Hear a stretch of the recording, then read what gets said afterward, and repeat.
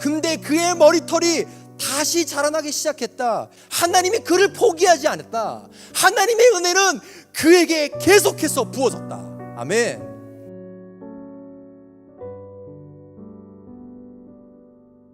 들릴라라는 사람이 삼손의 이 비밀을 듣고 삼손의 머리카락을 완전히 깎아버립니다. 그때 블레셋 사람들이 찾아오는데요, 어때요? 힘이 완전히 사라졌습니다. 그때부터 삼손은 블레셋 사람들의 먹잇감이 되는 것입니다.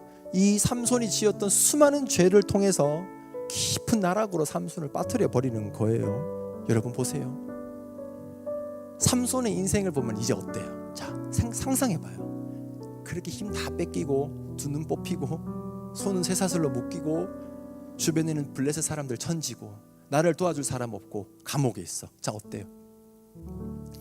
세상 사람들이 봤을 때 삼손은 실패한 인생이에요. 이제 끝난 거예요. 희망이 없는 거예요. 근데 성경은 다르게 얘기하고 있어요. 그게 22절이에요.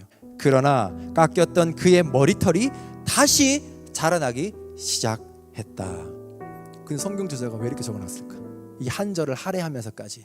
여러분, 이것은 단순히 육체적으로 머리카락이 자라나는 것을 넘어서 두 눈이 뽑히고 아무런 희망이 없는 삼손의 인생의 회복을 의미하는 것입니다.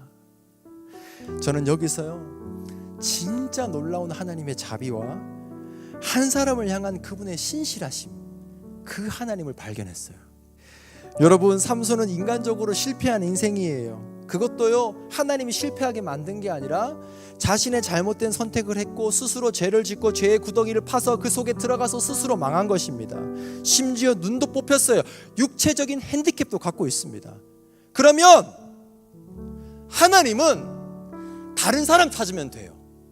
하나님 더 사랑하는 사람 찾으면 되고, 하나님 더 순종하는 사람 찾으면 되고, 하나님의 은혜를 구하는 사람 찾아가면 되는 거예요. 근데요, 사랑하는 여러분, 22절 뭐예요? 근데 그의 머리털이 다시 자라나기 시작했다. 하나님이 그를 포기하지 않았다. 하나님의 은혜는 그에게 계속해서 부어졌다. 아멘. 하나님의 은혜가 멈추지 않고 그 어떤 자격도 없고 그 어떤 조건도 되지 않는 추악하고 교만한 한 인간에게 하나님의 은혜가 계속되고 있는 거예요. 여러분, 우리 하나님 놀랍지 않습니까? 그 감옥 안에서 아무것도 할 수 없었어요. 설령 죄악으로 들어가서 눈이 다 뽑히고 쇠사슬로 몸이 묶여있고 하나님을 찬양할 수도 없고 그 어떤 것도 할 수 없고 모든 주변에 자신을 둘러싸고 있는 그 악한 무리들 사이에 아무것도 할 수 있는 게 없는데 하나님이 그 자리를 비집고 들어오신 거예요. 하나님의 크고 놀라우신 은혜가 여기에 담겨 있는 거예요. 근데 본문을 보는데요, 그게 나구나 알았어요.